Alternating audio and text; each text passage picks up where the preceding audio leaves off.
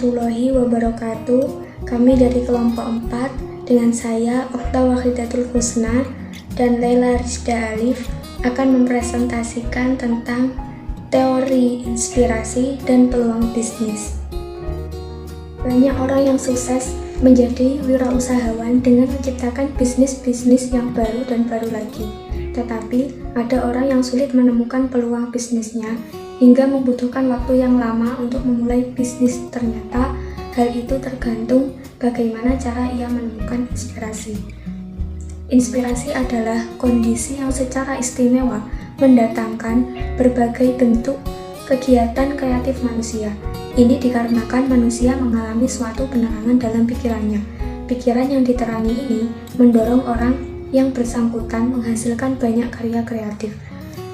Berkat kekuatan atau dorongan inspirasi itu, serta kegembiraan yang diperoleh darinya, seseorang menjadi mampu memusatkan seluruh kekuatan rohaninya pada apa yang ia kerjakan.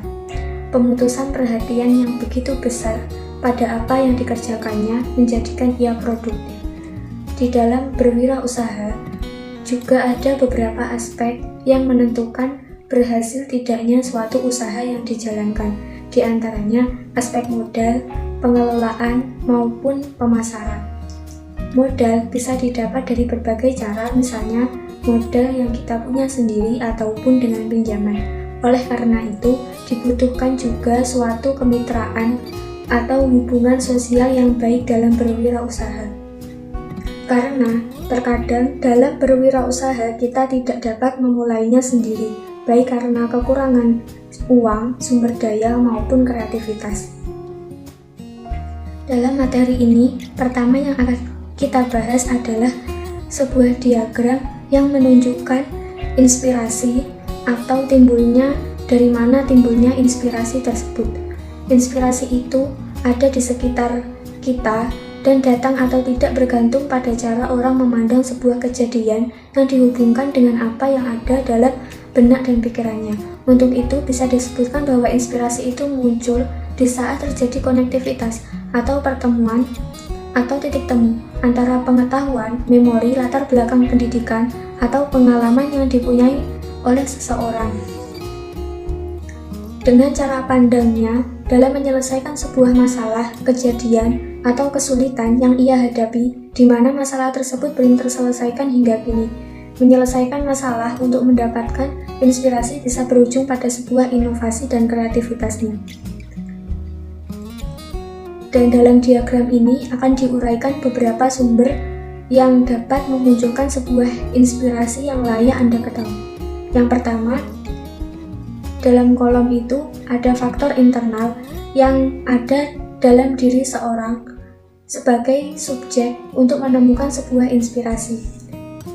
Faktor internal ini meliputi pengetahuan yang ia miliki, pengalaman dari individu itu sendiri, pengalaman saat ini ketika melihat orang lain menyelesaikan masalah, intuisi yang merupakan pemikiran yang tercetus dari individu itu sendiri.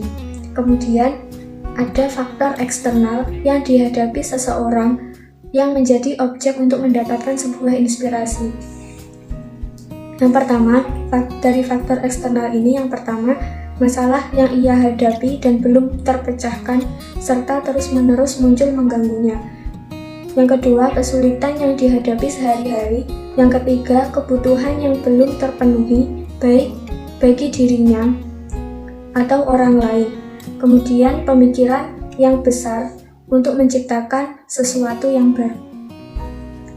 Dari faktor internal sebagai subjek yang untuk digunakan sebagai alat dalam memecahkan masalah, dan faktor eksternal sebagai objek untuk menjadi sumber munculnya sebuah inspirasi. Alat dan objek ini akan menjadi sebuah titik temu atau konektivitas untuk dicari solusinya. Kemudian ada juga munculnya ide dari orang lain atau masukan dari orang lain. Itu juga diinput untuk menemukan solusi dan berada di titik temu atau konektivitas itu. Kemudian dari titik temu atau konektivitas akan menghasilkan munculnya alternatif ide di pikirannya dengan teori kreativitas untuk mencari solusi kreatif. Kemudian timbullah sebuah inspirasi. Yang kita bahas selanjutnya yaitu inspirasi. Inspirasi berasal dari kata inspiration yang berasal dari bahasa Inggris yang artinya ilham, sedangkan ide berasal dari kata ide dalam bahasa Inggris yang artinya gagasan atau pemikiran yang baik. Jadi, bisa disimpulkan bahwa inspirasi muncul dari berbagai gagasan dan pemikiran yang baik dalam memecahkan masalah. Munculnya sebuah ide adalah proses filterasi atau pemulihan dari berbagai banyak ide dan gagasan yang berujung pada sebuah kristalisasi dari ide yang baik. Dan jika ide dan gagasan itu mempunyai nilai jual yang tinggi, akan dihasilkan sebuah inspirasi yang akan berubah sebagai peluang. Setelah membahas bagaimana inspirasi itu menjadi sebuah peluang bisnis, selanjutnya adalah ide bisnis. Pada dasarnya, menemukan ide bisnis tidaklah sulit. Banyak cara yang bisa digunakan untuk mencari ide bisnis. Di antaranya, melakukan riset bisnis dan produk, serap ide dari masalah orang lain, belajar dari kesuksesan orang lain, mengikuti perkembangan tren, belajar dari kelemahan pesaing, dan buatlah tetap sederhana.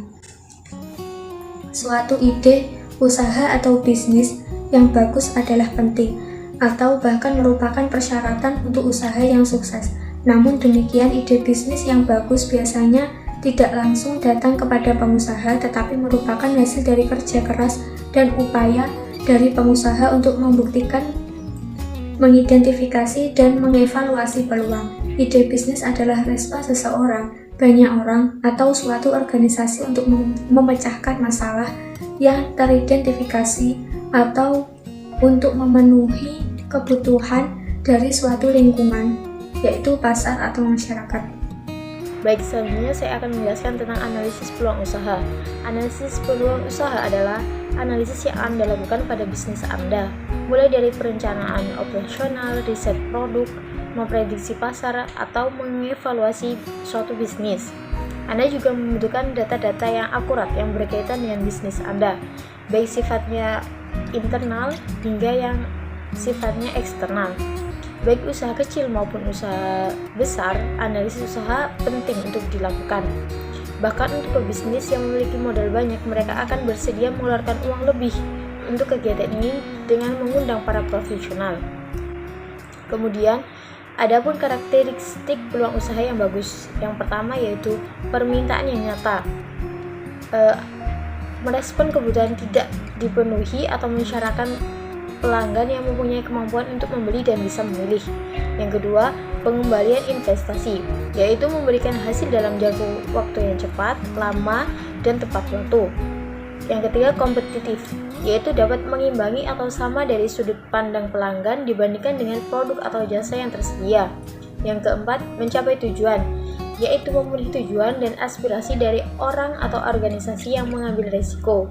Yang kelima, ketersediaan sumber daya dan keterampilan, yaitu terjangkau oleh penguasa dari segi sumber daya, kompetensi, persyaratan hukum.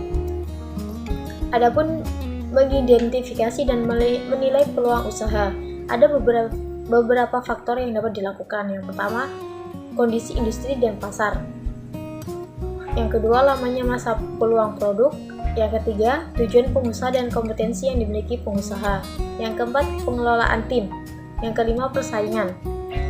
Yang keenam, modal teknologi dan sumber daya. Yang ketujuh, kondisi lingkungan, baik mencakup politik, ekonomi, kebijakan pemerintah. Dan yang terakhir, adapun karakteristik bisnis. Dalam suatu kegiatan ekonomi, bisnis memiliki karakteristik sebagai berikut. Yang pertama, mencari keuntungan atau laba. Yang kedua, berkaitan dengan barang dan jasa untuk memenuhi kebutuhan manusia. Yang ketiga, lembaga atau institusi sosial serta ekonomi. Dan yang keempat, menentukan harga yang sesuai. Yang kelima, memiliki kemungkinan mengalami kerugian. Baik, sekian presentasi dari kelompok kami.